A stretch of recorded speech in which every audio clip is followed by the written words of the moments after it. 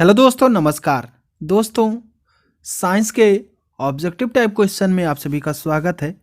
अगर अभी तक आपने हमारा चैनल सब्सक्राइब नहीं किया है तो प्लीज़ इसे सब्सक्राइब कर लीजिए, क्योंकि यहाँ पर आपको सभी विषयों का प्रैक्टिस सेट मिल जाएगा जो परीक्षा की दृष्टि से अति महत्वपूर्ण है। तो चलिए देर ना करते हुए आज का प्रैक्टिस सेट स्टार्ट करते हैं। इसमें हमने 50 प्रश्न लिए हैं, ठीक है। तो चलिए शुरू करते हैं। मनोविश्लेषण पद्धति के प्रतिपादक कौन थे? ऑप्शन है फ्रायड, पीनेल, युंग या एडलर। तो मनोविश्लेषण पद्धति के प्रतिपादक जो है वह फ्रायड महोदय थे, ठीक है। ऑप्शन ए आपका बिल्कुल सही आंसर हो जाएगा। अष्टांग योग का प्रतिपादन किसने किया था? महर्षि जैमिनी, महर्षि कपिल, महर्षि पतंजलि या फिर गौतम मुनि। तो अष्टांग योग का प्रतिपादन महर्षि पतंजलि ने किया था। किसने किया था? महर्षि पतंजलि ने किया था। ऑप्शन सी बिल्कुल सही आंसर हो जाएगा। एलएसडी के प्रवर्तक कौन थे? बांड्रा, बैंक, सिंदमैन या हाफमैन। तो एलएसडी के प्रवर्तक जो थे वह हाफमैन थे। कौन थे? हाफमैन थे। ऑप्शन डी बिल्कुल सही आंसर हो जाएगा। अष्टांग योग का प्रतिपादन किसने किया था? अभी हमने बताया है कि इस योग का प्रतिपादन जो है महर्षि पतंजलि जी ने किया था। किसने किया था? महर्षि पतंजलि ने किया था। किस प्रकार के शराब के पीने से रोगी की मृत्यु हो जाती है? Methyl alcohol, ethyl alcohol, ethyl तथा मिथाइल अल्कोहल तथा इनमें से कोई नहीं। तो जो मिथाइल अल्कोहल है वह जो है शराब पीने से रोगी की मृत्यु हो जाती है, इसलिए ऑप्शन ए बिल्कुल सही आंसर हो जाएगा। नेक्स्ट है, अपनी महानता के बारे में झूठा विश्वास है। डिप्रेसिव स्टूपर, साइजोफ्रीनिया, पैरानोइया या पीडोफिलिया। तो अपनी महानता के बारे में झूठा विश्वास है तो यह रोग जो है पैरानोइया हो जाएगा। कौन सा रोग? पैरानोइया हो जाएगा। ऑप्शन सी बिल्कुल सही आंसर हो जाएगा। किस मनोरोग को पागल की संज्ञा दी जाती है? साइकोसिस, साइकोन्यूरोसिस, पोडोफिलिया या डिलीरियस मेनिया। तो जो साइकोसिस होता है उसे हम पागल की संज्ञा देते हैं, ठीक है। ऑप्शन ए बिल्कुल सही आंसर हो जाएगा। जिन बच्चों को सूर्य का प्रकाश नहीं मिलता है वह रोगी होते हैं। तो किस चीज़ के रोगी हो जाते हैं? जिन्हें जो है सूर्य की रोशनी नहीं मिलती है। रिकेटस की, मिक्सिडिमा की, रात्रि अंधेपन की, इनमें से कोई नहीं। तो जिन बच्चों को सूर्य का प्रकाश नहीं मिलता है उन्हें रिकेटस रोग हो जाता है। अब आप लोग बताइए कि सूर्य के प्रकाश में कौन सी विटामिन होती है? तो विटामिन डी होती है। कौन सी विटामिन? विटामिन डी होती है, ठीक है। इसे भी आपको याद कर लेना है, ठीक है। इटाई रोग शरीर के किस तत्व की अधिकता से होता है? कैडमियम, नाइट्रेट, पारा या आर्सेनिक। तो इटाई रोग जो है शरीर के कैडमियम तत्व की अधिकता के कारण से होता है, इसलिए ऑप्शन ए बिल्कुल सही आंसर हो जाएगा। नेक्स्ट क्वेश्चन है, जयपुरी पैर का आविष्कार किसने किया था? डॉक्टर सेठी ने, डॉक्टर चुघ ने, डॉक्टर स्वामी ने या डॉक्टर खुराना ने। तो जयपुरी पैर का आविष्कार डॉक्टर सेठी ने किया था। किसने किया था? डॉक्टर सेठी ने किया था, ठीक है। निम्नलिखित में से कौन सा एक रोग जीवाणु द्वारा कारित होता है और मक्खियों द्वारा विष्ठा के माध्यम से फैलता है? टाइफाइड, कुकुर खांसी, चेचक या डिप्थीरिया। तो जो जीवाणु द्वारा कारित होता है और मक्खियों द्वारा विष्ठा के माध्यम से फैलता है वह कौन सा रोग है? वह टाइफाइड रोग है, ठीक है। निम्नलिखित में से कौन सा रोग कीट वाहित रोग नहीं है? काला आजार, मलेरिया, प्लेग या बेरीबेरी। तो निम्नलिखित में से बेरीबेरी रोग कीट वहित रोग नहीं है। ऑप्शन डी बिल्कुल सही आंसर हो जाएगा। कैंसर संबंधित है घावों के सड़ जाने से, ऊतकों की अनियंत्रित वृद्धि से, बड़े ट्यूमरों से या ऊतकों के नियंत्रित विभाजन से। तो कैंसर संबंधित है ऊतकों की अनियंत्रित वृद्धि से। ऑप्शन बी बिल्कुल सही आंसर हो जाएगा।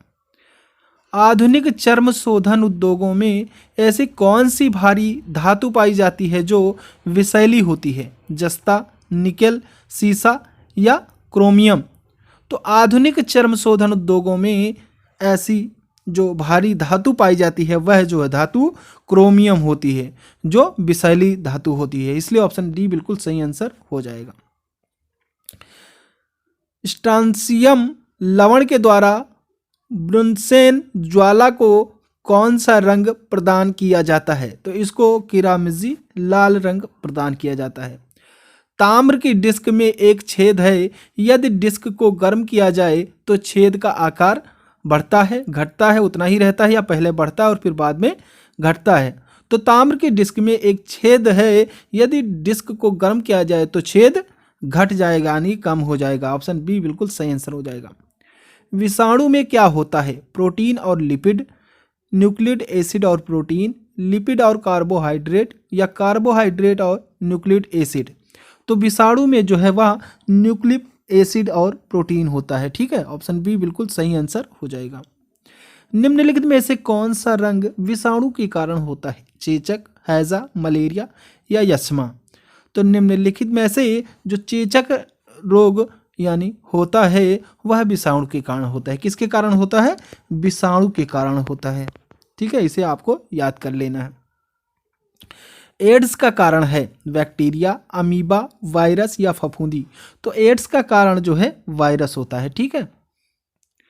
HIV संबंधित है कैंसर से, एड्स से, हेपेटाइटिस से या फ्लैग से? तो HIV जो है संबंधित है एड्स से। ठीक है, ऑप्शन बी बिल्कुल सही आंसर हो जाएगा।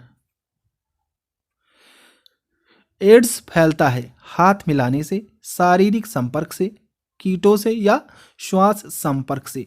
तो एड्स जो फैलता है वह हमारे शारीरिक संपर्क से फैलता है। इसलिए ऑप्शन बी बिल्कुल सही आंसर हो जाएगा। हाइड्रा की स्रावी कोशिकाओं में कौन सा सहजीवी शैवाल मिलता है? यूकोलोरेला, स्पारा गाइरा, यूलोथ्रिक्स या नोस्ट्रोक? तो हाइड्रा की स्रावी कोशिकाओं में यूकोलोरेला सहजीवी शैवाल मिलता है। ऑप्शन ए बिल्कुल सही आंसर हो जाएगा। कुत्ते के काटने से जिस विषाणु के द्वारा घात रोग उत्पन्न होता है कहलाता है? तो वह जो है हाइड्रोफोबिया कहलाता है। क्या कहलाता है? हाइड्रोफोबिया कहलाता है। इसमें रोगी को पानी से डर लगता है। ठीक है। डबल रोटी के निर्माण में किस कवक का प्रयोग किया जाता है? तो डबल रोटी के निर्माण में सैक्रोमाइसेस का यह एक कवक है, इसका जो है प्रयोग किया जाता है। ठीक है, ऑप्शन सी बिल्कुल सही आंसर हो जाएगा। अफ्लाटिक्सिन है सांपों का विष, कवक द्वारा उत्पन्न विष, एंटीबायोटिक या जीवाणुओं द्वारा उत्पन्न विष? तो अफ्लाटॉक्सिन जो है वह कवक द्वारा उत्पन्न विष है। ऑप्शन बी बिल्कुल सही आंसर हो जाएगा। निम्नलिखित में से कौन सा एक कवक एवं उच्च पादप की जड़ों के बीच उपयोगी कार्यात्मक संबंध को दर्शाता है? कोरेलाइड, जैव उर्वरक, माइकोराइजा, जड़ लाइकेन? तो इसका जो सही आंसर हो जाएगा, यानी एक कवक एवं उच्च पादप की जड़ों के बीच उपयोगी कार्यात्मक संबंध को दर्शाता है तो माइकोराइजा दर्शाता है। ठीक है। लाइकेन जिन दो वर्ग के पौधों से मिलकर बनता है वह हैं शैवाल और ब्रायोफाइटा, कवक और फर्न, कवक और शैवाल या जीवाणु और विषाणु? तो जो लाइकेन होता है वह कवक और शैवाल से मिलकर के बना होता है। निम्नलिखित में से कौन खाने योग्य कवक है? पेनिसिलियम, म्यूकुलर, राइजोपस या एगरिकस? तो जो खाने योग्य कवक होता है वह एगरिकस होता है। ठीक है, ऑप्शन डी बिल्कुल सही आंसर हो जाएगा। लाइकेन सूचक होते हैं जल प्रदूषण के, वायु प्रदूषण के, मृदा प्रदूषण के या फिर विकिरण प्रदूषण के?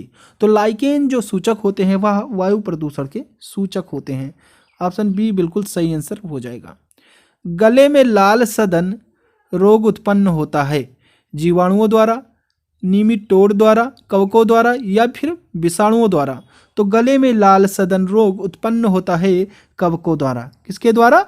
कवकों द्वारा होता है। ऑप्शन सी बिल्कुल सही आंसर हो जाएगा। नेक्स्ट क्वेश्चन है, पीलिया में दुष्प्रभावित होता है अमाशय, छोटी आंत, यकृत या इनमें से कोई नहीं? तो जो पीलिया रोग होता है उससे जो है नुकसान सबसे ज़्यादा यकृत को होता है। ठीक है, ऑप्शन सी बिल्कुल सही आंसर हो जाएगा। रुधिर में श्वेत रक्त कणिकाओं की अत्यधिक मात्रा में उपस्थिति को रोग विज्ञान की भाषा में कहते हैं, तो उसे रोग विज्ञान की भाषा में ल्यूकेमिया कहते हैं। ठीक है, ऑप्शन डी बिल्कुल सही आंसर हो जाएगा। नेक्स्ट क्वेश्चन है, निम्नलिखित में से कौन सा विटामिन बी कॉम्प्लेक्स समूह से संबंधित नहीं है? राइबोफ्लेविन, थाइमीन, पाइरिडॉक्सिन या रेटिनॉल? तो जो रेटिनॉल है वह विटामिन बी कॉम्प्लेक्स समूह से संबंधित नहीं है, इसलिए ऑप्शन डी बिल्कुल सही आंसर हो जाएगा। ठीक है, निम्नलिखित आनुवांशिक रोगों में कौन यौन संबंधित है? हीमोफीलिया, टेस्ट सेक्स व्याधि, सिस्टिक फाइब्रोसिस या हाइपरटेंशन? तो जो आनुवंशिक रोगों में है वह हीमोफीलिया है। ठीक है, ऑप्शन ए जो है सही आंसर हो जाएगा। मनुष्य में पाचन क्रिया कहाँ प्रारंभ होती है? मलाशय में, पक्वाशय में, मुख में या आमाशय में? तो मनुष्य में पाचन क्रिया जो प्रारंभ होती है यानी शुरुआत होती है वह मुख से ही होती है। ऑप्शन सी बिल्कुल सही आंसर हो जाएगा। लेप्रोसी बेसिलस का आविष्कार किया था? कोच ने, हार्वे ने, फ्लेमिंग ने या हेंसेन ने? तो लेप्रोसी बेसिलस का आविष्कार जो है वह हेंसेन ने किया था। ऑप्शन डी बिल्कुल सही आंसर हो जाएगा। नेक्स्ट क्वेश्चन है, आनुवांशिकी किससे संबंधित है? रक्तचाप से, आनुवांशिकता से, श्वसन तंत्र से या फिर पाचन तंत्र से? तो आनुवांशिकी जो है वह आनुवांशिकता से संबंधित है। ऑप्शन बी बिल्कुल सही आंसर हो जाएगा। जनसंख्या के अध्ययन को क्या कहते हैं? टार्पीडोलॉजी, टीलियोलॉजी, डेमोग्राफी या जियोग्राफी? क्या कहते हैं आप लोग बताइए। तो जनसंख्या के अध्ययन को डेमोग्राफी कहते हैं। क्या कहते हैं? डेमोग्राफी कहते हैं। ऑप्शन सी बिल्कुल सही आंसर हो जाएगा। नेक्स्ट क्वेश्चन है, मोलास्का समुदाय के जंतुओं के कवच का अध्ययन कहलाता है? कान्कोलॉजी, इकोलॉजी, मैल्कोलॉजी या पोरोलॉजी?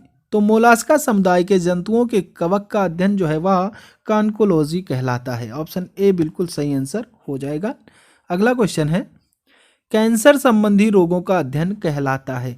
न्यूरोलॉजी, सीरोलॉजी, ओंकोलॉजी या फिर ऑर्गेनोलॉजी?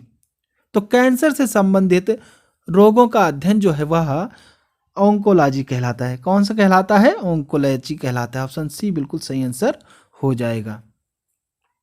नेक्स्ट क्वेश्चन है, जब हम बकरी का मांस खाते हैं तब हम प्राथमिक उपभोक्ता हैं कि तृतीयक उपभोक्ता हैं कि द्वितीयक उपभोक्ता हैं या इनमें से कोई नहीं?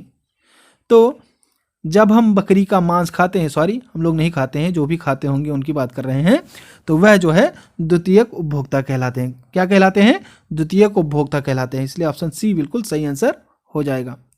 वास्तविक केंद्रक किसमें अनुपस्थित होता है? जीवाणुओं में, लाइकनों में, कवकों में या हरे शैवाल में?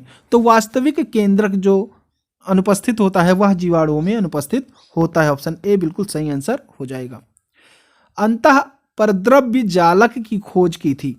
तो पोर्टर ने खोज की थी। किसने की थी? पोर्टर महोदय ने की थी।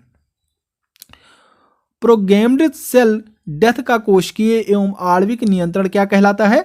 तो यह जो है एंजिक कहलाता है। क्या कहलाता है? एंजिक कहलाता है। ऑप्शन ए बिल्कुल सही आंसर हो जाएगा। कोशिका भित्ति होती है अर्ध पारगम्य, पारगम्य, अपारगम्य या चयनात्मक पारगम्य? तो कोशिका भित्ति होती है पारगम्य। ठीक है, ऑप्शन बी बिल्कुल सही आंसर हो जाएगा। पादप कोशिकाओं का सबसे बाहरी आवरण कहलाता है? अंतः परद्रवी जलिका, कोशिका झिल्ली, कोशिका भित्ति या टोनोप्लास्ट? तो पादप कोशिकाओं का सबसे बाहरी आवरण जो है वह कोशिका भित्ति कहलाता है। क्या कहलाता है? कोशिका भित्ति कहलाता है। कोशिका को एक निश्चित रूप प्रदान करती है केंद्रिका, कोशिका झिल्ली, कोशिका भित्ति या गाल्जी काय? तो कोशिका को एक निश्चित रूप प्रदान करती है तो वह जो है कोशिका भित्ति प्रदान करती है। ठीक है, ऑप्शन सी सही आंसर हो जाएगा। वंशागत की इकाई है फिनोटाइप, जीन, जीनोटाइप या इनमें से कोई नहीं। तो वंशागत की जो इकाई है वह जीन है। क्या है? जीन है। ऑप्शन बी बिल्कुल सही आंसर हो जाएगा।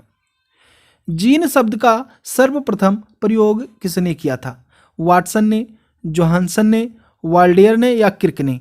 तो जीन शब्द का सर्वप्रथम प्रयोग जो है जोहानसन ने किया था। ऑप्शन बी बिल्कुल सही आंसर हो जाएगा। हरगोविंद खुराना को किस आविष्कार के लिए सम्मानित किया गया था? तो इन्हें जो है जीन संश्लेषण के लिए सम्मानित किया गया था। ऑप्शन सी बिल्कुल सही आंसर हो जाएगा। तो आज के लिए बस इतना ही। नेक्स्ट प्रैक्टिस सेट देखने के लिए आप हमारे चैनल को सब्सक्राइब कर बेल आइकन प्रेस कर दें, जिससे कि हमारे वीडियो डालते ही आपको नोटिफिकेशन मिल सके। तो चलिए, थैंक यू। जय हिंद, जय भारत।